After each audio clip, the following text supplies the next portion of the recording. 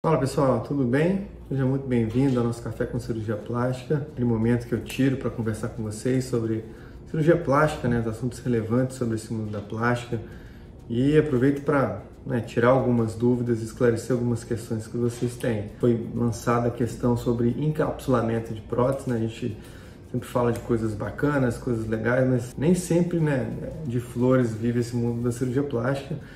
E de vez em quando acontece isso de fazer um encapsulamento na prótese de silicone. E agora? Quando encapsula, o que é isso? O que eu faço? É isso que eu vou falar hoje nesse nosso programinha especial Café com Cirurgia Plástica. Vou começar falando da cirurgia de implante de silicone, que é a mamoplastia de aumento, que, ao meu ver, e as estatísticas não deixam falar outra coisa, é uma cirurgia muito segura. O pós-operatório, quando seguido as orientações que a gente passa, é tranquilo e o resultado é muito bom.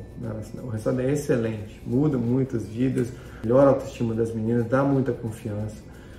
Mas, no entanto, em alguma porcentagem pequena dos casos, como cada organismo é único, não se pode excluir a possibilidade de problemas, e um desses problemas que podem acontecer aí no pós-operatório tardio de implante de silicone é a formação do encapsulamento da prótese. A contratura capsular é o nome que a gente diz aqui, que é o endurecimento dessa cápsula que se forma ao redor da prótese. Só para deixar bem claro, todo implante de silicone que a gente introduz no corpo, o corpo reage formando uma película em volta da prótese. Toda prótese que a gente coloca, ele causa uma reação no organismo, essa reação é a cápsula. É uma película fina, normalmente ela é fina. Se ela sofrer alguma alteração, ela pode enrijecer e aí sim levar ao problema que chama contratura capsular. Não é uma coisa muito frequente, A estimativa é que 4% das próteses durante um período de 10 anos elas podem desenvolver algum grau de contratura.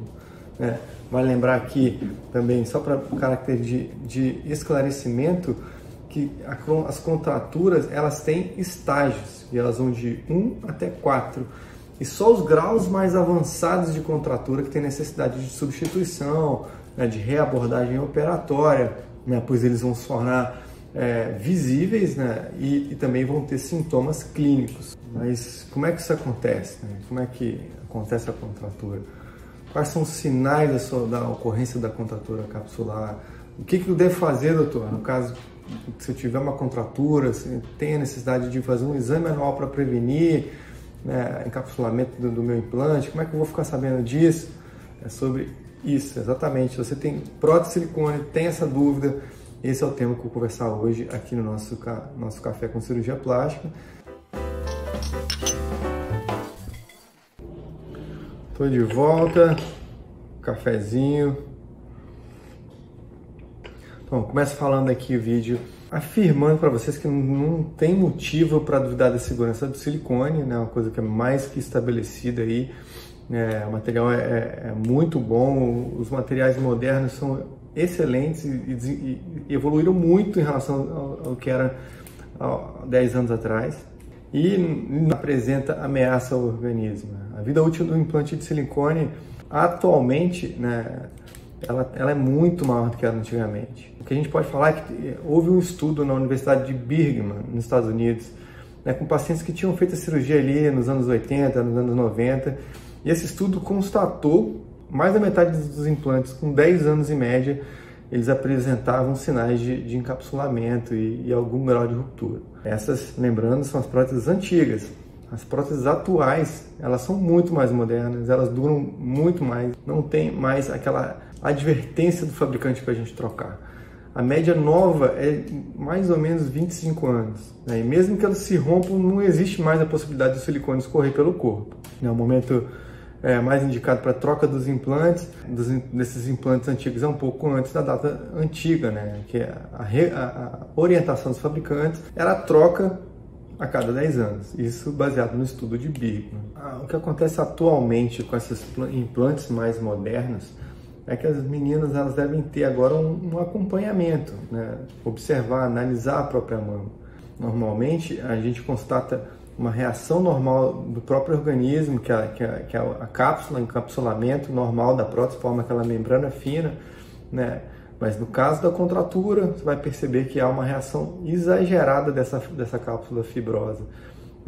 A cápsula fica dura, a cápsula que se forma ao redor dos implantes vai evoluindo em determinados graus de endurecimento. Tem a prótese, o corpo joga o envelope e até aí está normal, mas ele vai, por alguma razão, endurecendo aquela prótese, né, como um envelope, causando uma contratura do implante. Essa contratura ela pode ser ir evoluindo até o ponto de romper os implantes, mas a ruptura de implante atualmente é muito difícil, as próteses são muito resistentes. Só se tiver um trauma aí de grande energia, um acidente automobilístico, um trauma, uma pancada muito violenta. O processo normal da formação dessa cápsula é assim: a paciente é submetida à cirurgia, coloca os implantes de silicone, o corpo ele percebe a presença de um objeto que não existia ali. Então, ele entende que aquele objeto é um corpo estranho e lança uma estratégia para se defender desse corpo estranho. Esse é o corpo da gente inteligentemente reagindo. Então ele desenvolve aquela proteção, cria uma membrana em volta da prótese e essa membrana tem o objetivo de isolar dos tecidos naturais do corpo. Como o implante ele fica afastado dentro dessa cápsula, o processo é chamado de encapsulamento e está tudo bem. Porém, se por alguma razão um grupo pequeno desses pacientes reage de forma exagerada à presença desse implante, aí, nesses casos, essa membrana ela é mais espessa do que o normal. Essa é a contratura capsular. A membrana espessa começa a pressionar o implante, num sinal claro de que está sendo rejeitado por um corpo estranho. O corpo está rejeitando esse corpo estranho, embora isso raramente aconteça, mas a pressão pode causar dores, deformidades. E aí sim a gente tem que entrar e trocar os implantes. Como identificar o encapsulamento? O encapsulamento ele acontece em várias etapas, o que a gente chama de graus. Então são 4 graus. No primeiro estágio não existem sintomas, a mama é macia, não tem nada. A partir do segundo grau, o corpo começa a apresentar alguns sinais.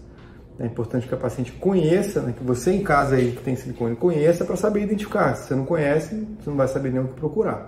Grau 1, não tem nada. Você não consegue perceber reação, alteração nenhuma na sua mama. Nenhum tipo de incômodo, nenhum tipo de dor, a mama tem um resultado estético normal, continua perfeito. Você palpa o seio, a percepção é a mesma de quem palpa um seio que não tem contratura, não tem nada. Grau 2, aí sim, começa a aparecer os sintomas. A paciente palpa seus seios, ela nota mais o implante, um pouquinho mais endurecido, mas de maneira muito sutil. Pode sentir um desconforto, mas que não é classificado como dor. E também não tem alteração estética. Segue a evolução, grau 3. Nesse estágio é possível perceber perfeitamente a prótese, quando a mama é palpada. Os seios eles começam a ficar diferentes, assimétricos, bem mais duros, comprometendo o resultado estético até da cirurgia. Ele contrai, ela retrai, ela anda para dentro, ela fica mais retraída.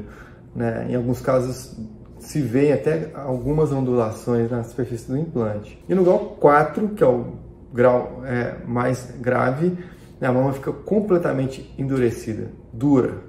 A prótese está aí sendo muito pressionada pela membrana, é bem grave a assimetria, a diferença, você vai notar dor, desconforto, a paciente vai procurar a gente para resolver esse problema dela. O que você deve fazer no caso de encapsulamento da prótese? Bom, como a gente já falou, a formação da membrana em volta da prótese é ação normal, ela torna-se um problema quando o corpo começa a fazer a contratura. Quando a gente percebe que a paciente apresenta grau 1 e 2, entende que está uma situação normal. No primeiro você não vai perceber nada, no segundo uma situação de observar. No grau 2 a paciente, se ela sentir algum incômodo, é possível abordar, trocar ou fazer drenagens, massagens para proporcionar um conforto. Quando a paciente passa a apresentar os sintomas referentes aos graus 3 e 4, vai entender como rejeição da prótese. Deve, após os exames, a gente vai pedir um exame para constatar, para confirmar aquilo, além do exame clínico. A clínica é sempre soberana, mas o exame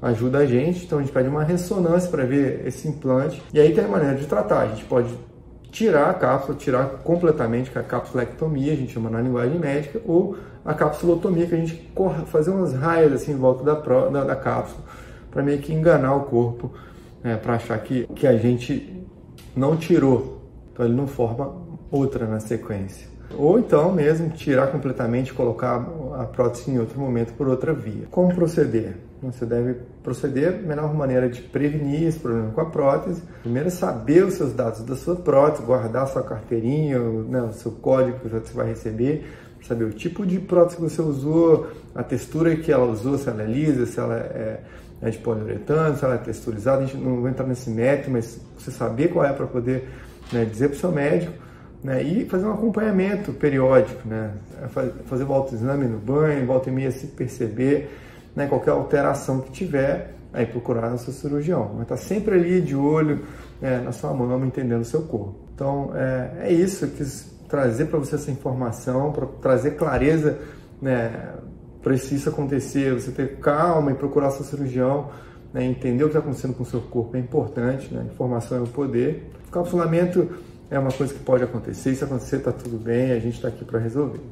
Capsulamento da prótese não é motivo para desespero nenhum, é só uma intercorrência que pode acontecer e a gente está preparado para resolver esse tipo de intercorrência e sair bem, tá bom? Se você tiver alguma dúvida, eu vou ter grande prazer de te ajudar, receber a sua pergunta, te responder, inclusive aqui mesmo no consultório, para te ajudar a realizar essa cirurgia com segurança. Hoje eu fico por aqui. Se você não me segue nas redes sociais, faça isso agora. Coloca aí Dr. Adriano Medeiros no Instagram, no Facebook e no nosso canal no YouTube, Twitter, estou em todas elas. Nossa programação aqui é assim, terça-feira, nosso programa aqui do YouTube, Café com Cirurgia. Na quarta esse conteúdo vai para o blog, escrito, redigido em texto, com imagens, com fotos, com tudo para você tirar sua dúvida, um espaço para você comentar, que é uma fonte de pesquisa para você, né? Tem lá um arquivo inteiro, né? Uma biblioteca inteira para você pesquisar sobre plástico. Beijo grande no coração de vocês e até a próxima semana.